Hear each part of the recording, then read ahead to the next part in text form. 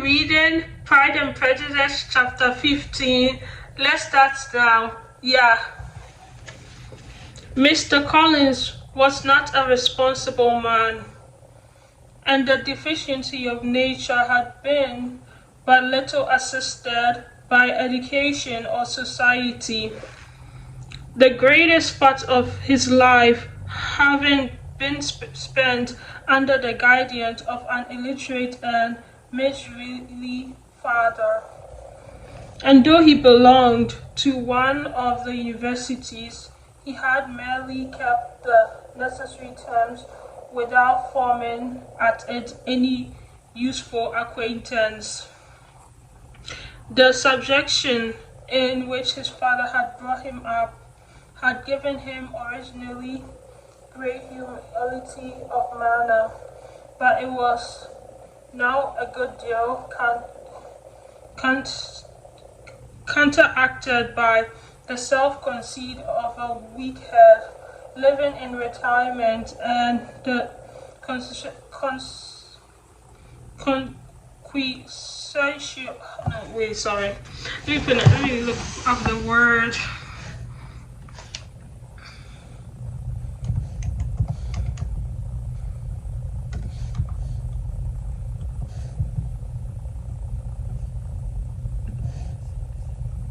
Consequential. Okay, and the consequential feeling of early and unexpected prosperity. A fortunate chance had recommended him to Lady Catherine de Bourgh when the Lady of Hansford was Badgage, and the respect which he felt for her high rank and his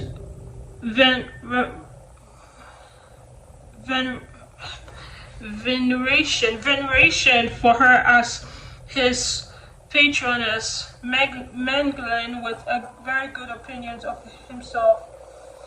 Of course, his authority as a clergyman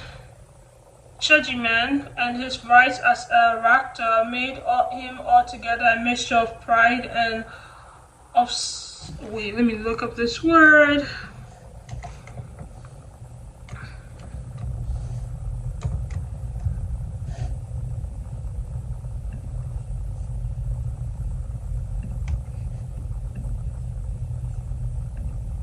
Obsequiousness. Okay. Made him together a mixture of pride and obsequiousness, self-importance and humility. Having now a good house and a very significant income, he intended to marry, but in seeking a reconciliation with the long-gone family, he had a wife in view. As he meant to Charles, I want to learn this word because I've seen it a lot.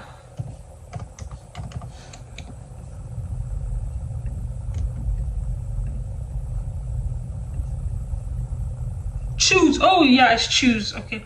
As he meant to choose one of the daughters. It's like an old word though. It's CHUSE. Let's continue though. As he meant to choose one of the daughters, if he found them as handsome and amiable as they were represented by common report, this was his plan of installment for inheriting their father's estate. He thought it's an excellent one, full of eligibility and suitableness, and excessively generous and disinterested on his part. His plan did not vary on seeing them. Mrs. Bennet's lovely face confirmed his views and established all his strangeness notions of what was due to seniority. And for the first evening, she was his settled choice. The next morning, however, made an altercation for in a quarter of an hour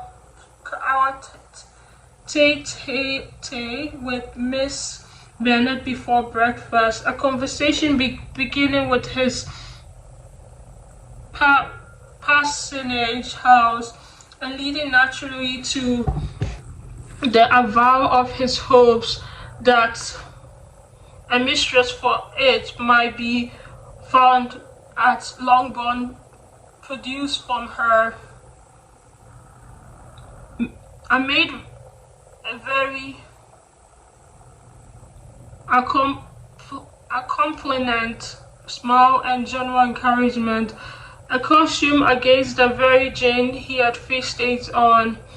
As to her younger daughter, she could not take upon her to say. She could not possibly answer, but she did not know of any pre-possession. Her elder daughter, she must just mention, she felt it incumbent on her to hint, was likely to be very soon engaged. Mr. Collins had only to change from Jean to Elizabeth, and it was soon done while Mrs. Bennet was stirring the fire. Elizabeth, equally next to Jane in birth and beauty, succeeded her, of course. Mrs. Bennet treasured up the hint and trusted that she might soon have 2 daughters married, and the man whom she could not bear to speak of the day before was now high in her good grace. Lydia's intention of walking to Meryton was not forgotten. Every sister except Mary agreed to go with her, and Mr. Collins was to attend them at the request of Mr. Bennet, who was most anxious to get rid of him and have his library to himself. For thither, Mr.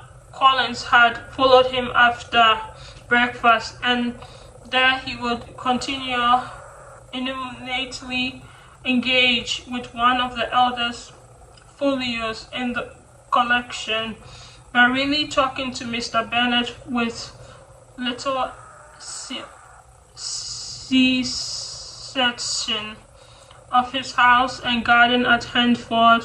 Shadowing decomposed Mr. Bennet exceedingly. In his library, he had been always sure of leisure and tranquility, and though prepared, as he told Elizabeth, to meet with Foley and Conceit in every other room in the house, he was used to be free from them there.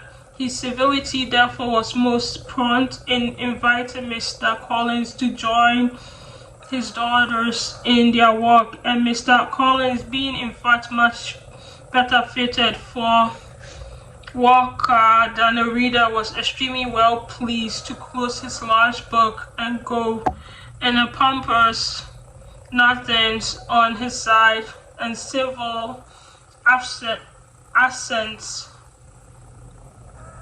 on that of his cousin. Their time passed till they entered Meryton. The attention of the younger ones was then no longer to be gained by him.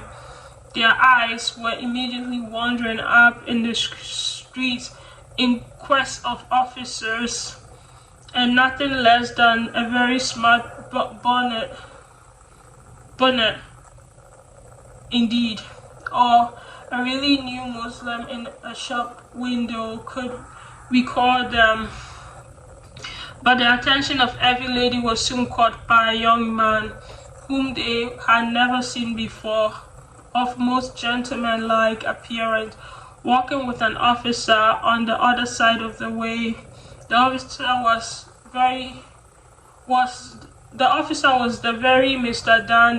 Danny, concerning whose return from London Lydia came to inquire, and he bowed as they passed. All were struck with the stranger's all wondered who he could be, and Katie and Lydia, determined if it's possible to find out, led the way across the street under the pretense of wanting something in an opposite shop, and unfortunately had just gained the pavement when two gentlemen turning back had reached the same spot.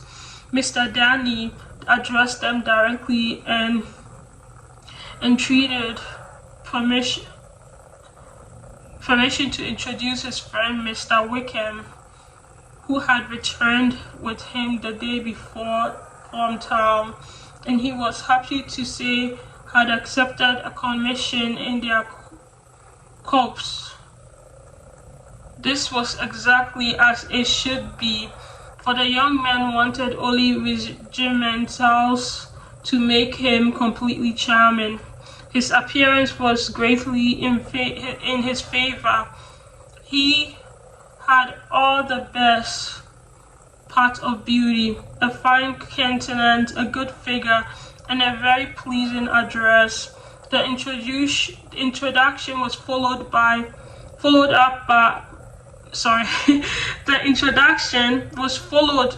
up on his side by a happy readiness of conversation,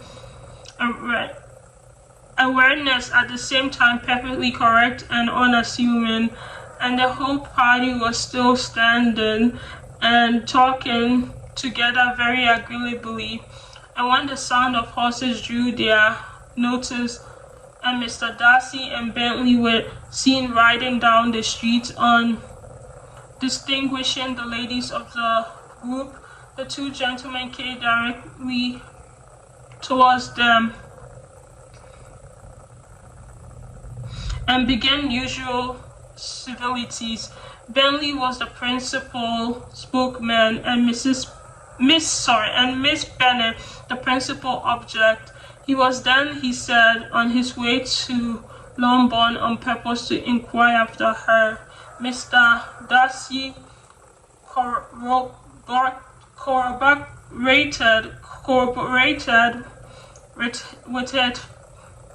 corroborated it with a bow, and was beginning to determine not to fix his eye on Elizabeth, when they were suddenly arrested by the sight of the stranger, and Elizabeth happened to see the countenance of both as they looked at each other, was all astonishment at the effect of meeting. Both changed color. One looked white and the other red. Mr. Wickham, after a few minutes, touched his heart. A salutation which Mr. Darcy just... Okay, let me look up this word.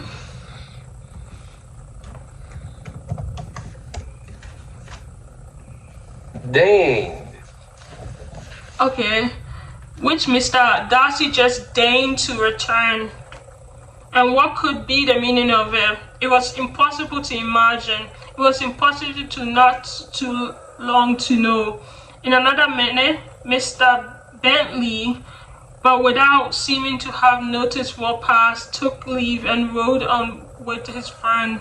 Mr. Danny and Mr. Wilkinson walked with the young ladies to the door of Mr. Phillips' house, and then made their bows in spite of Miss Lydia's pressing entreaties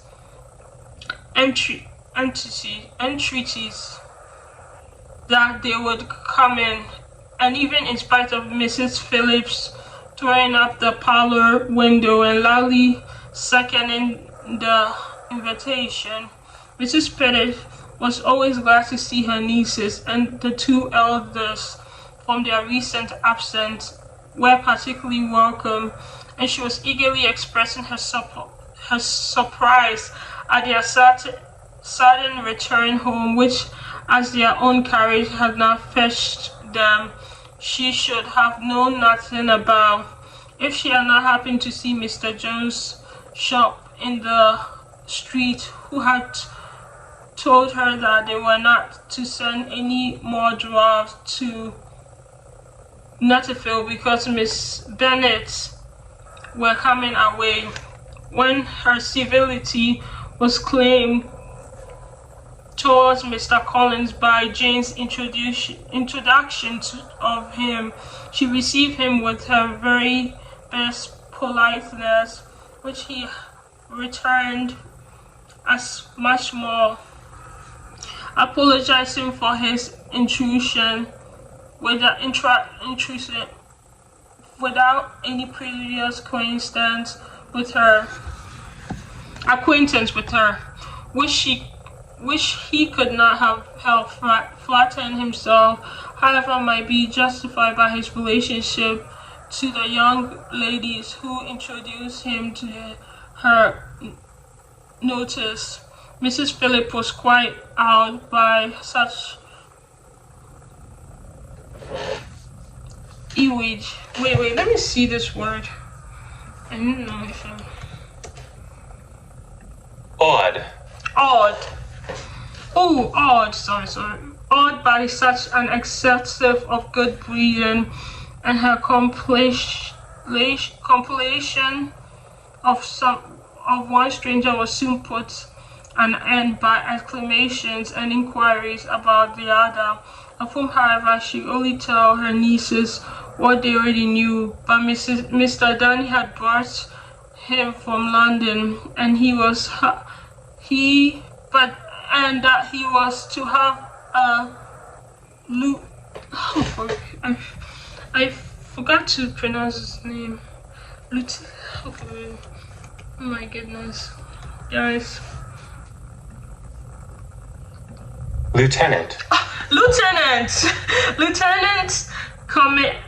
Lieutenant's commission in the She had been watching him the last hour, she said, as he walked up and down the street, and Mr. Wickham appeared. Kitty and Lydia would certainly have continued the occupation, and unluckily, no one passed the windows now, except a few of the officers who, in comprehension. Wait, let me see if I pronounce it.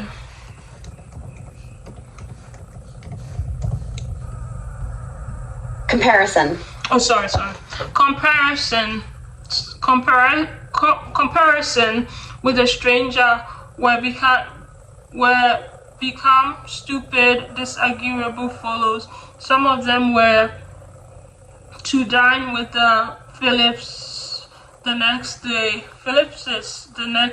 and their aunt promised to make her husband call on Mr. Wickham and give him an invitation also, if the family from Longbourn would come in the evening. This was agreed to, and Mrs. Phillips protested that they would not have a nice, comfortable, nosy game of lottery tickets and a little bit of hot supper afterwards. The prospect of such delights was very cheering, and they parted in mutual good spirits. Mr. Collins repeated his apologies in quitting the room, and was assured that with unwavering civility that they were perfectly needless. As they walked home, Elizabeth related to Jane what she had seen pass between the two gentlemen, but though Jane would have defeated either or both, had they appeared to be wrong, she could no more explain such behavior than her sister. Mr. Collins, on his return, highly gratified Mrs. Bennet by admiring Mrs. Phillips' manners and politeness. He protested that except Lady Catherine and her daughter, he had never seen a more elegant woman, for she had not only received him with the utmost civility, and had even pointedly included him in her invitation. No, invest. Sorry, let me see this word. I forgot how to pronounce. I know this word, but I forgot how to pronounce it.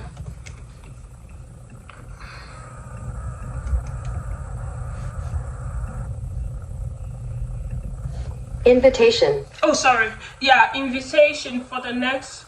But had even invitation for the next evening, although utterly unknown to her before, something he supposed might be contributed to his connection with them, but yet he had never met with so much attention in the whole course of his life. Okay, I did good. Yeah, I'm done. I'm gonna read the next chapter tomorrow. I really love this book. This book is... I see why people love reading this book. It's so good. Yeah, it is. Tomorrow I'm gonna read the next chapter. Yeah, I am. The next chapter. I'm gonna read it tomorrow. I'm gonna put this right here. There you go. I'm gonna read this tomorrow. I'm so proud of myself for reading this. Very, very proud. Yeah, that's all that matters. That I said something and then actually did it, and I'm proud of myself for that. Yeah, I'm really. I have to tell myself that I'm proud of myself for doing, even if it wasn't like perfect or not. Not like if it wasn't perfect, I still did it, and that's all that matters. Yeah, and I'm proud of myself for reading this. Yeah, so I did well, and I'll work on whatever I need to improve on every day, little by little. And right now I'm proud of myself. Yeah.